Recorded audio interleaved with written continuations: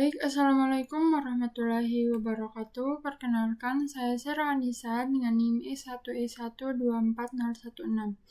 Nah, pada kesempatan kali ini kita akan lanjut membahas mengenai view, yaitu pada bagian view V-model directive.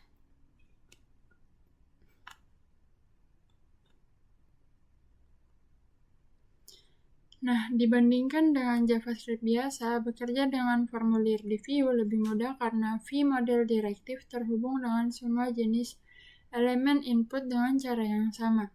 Nah, V-model membuat tautan antara value, atribut elemen input, dan nilai data dalam instance view. Nah, saat kita mengubah input, data akan diperbaharui, dan saat data berubah, input juga akan diperbaharui, atau yang sering disebut dengan two-way binding atau pengikat dua arah. Nah, seperti yang kita telah lihat pada contoh daftar belanja di halaman sebelumnya, V-model ini memberi kita pengikatan dua arah atau two-way binding, yang berarti bahwa elemen input formulir memperbarui instant data value dan perubahan pada instant view memperbarui input. Nah, di bawah ini merupakan contoh pengikatan dua arah atau two-way binding dengan V-model.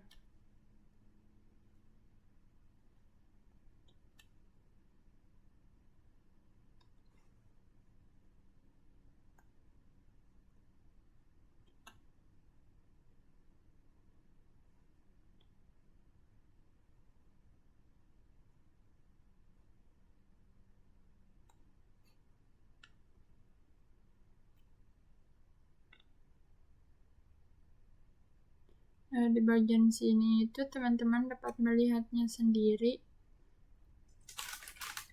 Kalau yang di bagian div ini input tipenya teks.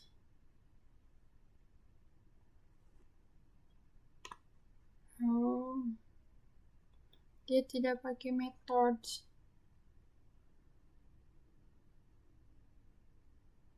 Bagaimana kalau methodsnya kita hilangkan?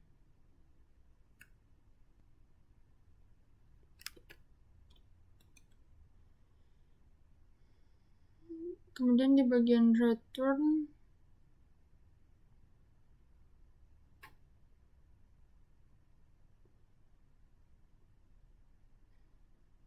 dia tidak menggunakan ini, hanya langsung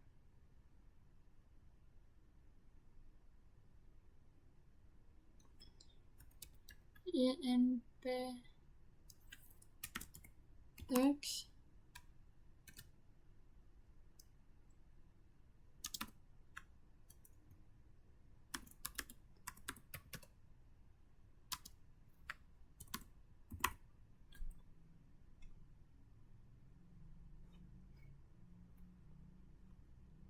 lalu di bagian div ini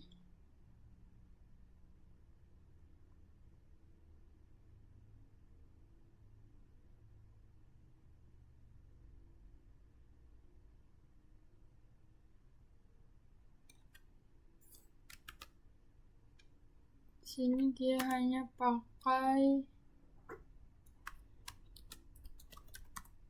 input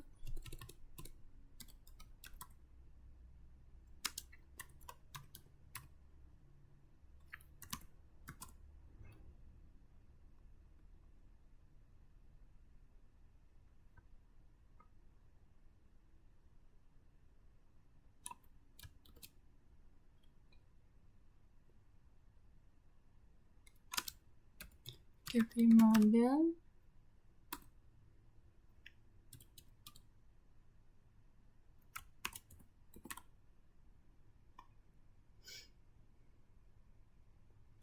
Kemudian di sini ada P.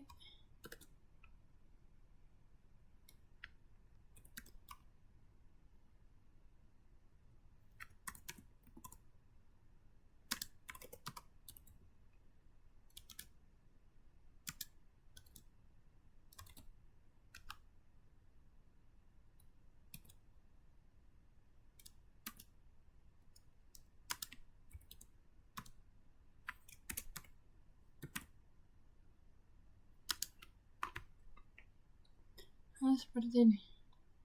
Kita jalankan.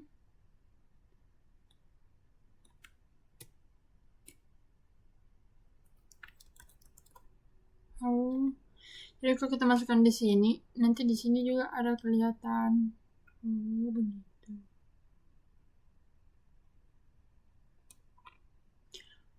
Oke. Nah, dengan catatan, di sini ada catatan di mana fungsi vModel twine binding sebenarnya dapat dicapai dengan kombinasi vBind value dan vOnInput, di mana vBind value untuk memperbarui elemen input dari data instant view dan vOnInput untuk memperbarui data instant view dari input. Namun vModel cara ini jauh lebih mudah digunakan, jadi itulah yang akan kita lakukan. Kemudian ada a dynamic checkbox.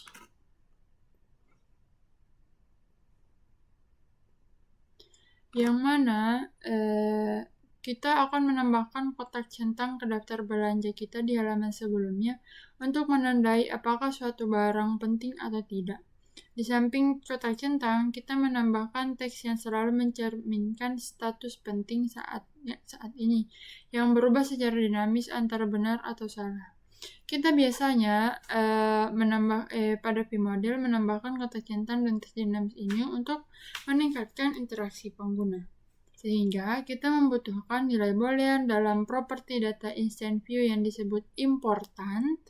Kemudian ada sebuah kotak centang tempat pengguna dapat menandai apakah item tersebut penting.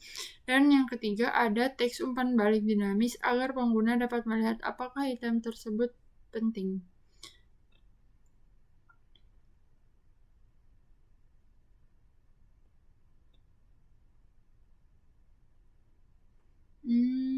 Berarti yang tadi itu tinggal ditambahkan. Enggak, atau kita hapus aja.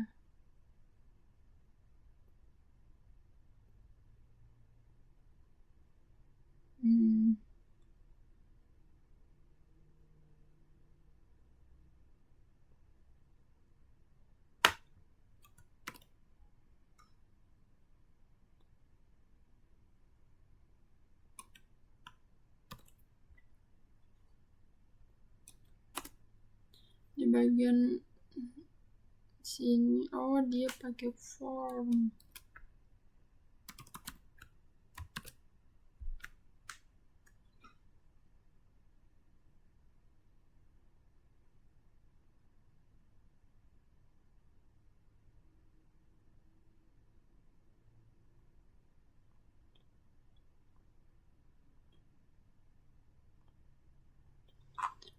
Nah, ini ada kodenya, nanti teman-teman bisa coba sendiri kode yang panjang ini. Kemudian di bagian sini ada menandai barang yang ditemukan dalam daftar belanja.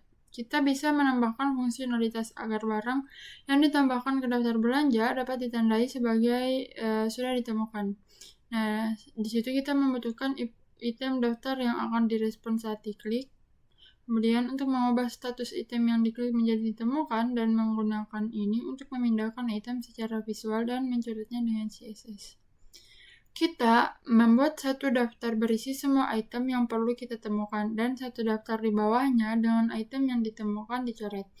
Kita sebenarnya dapat memasukkan semua item ke dalam daftar pertama dan semua item ke dalam daftar kedua dan cukup menggunakan visual property data view found untuk menentukan apakah item tersebut akan ditampilkan di daftar pertama atau kedua.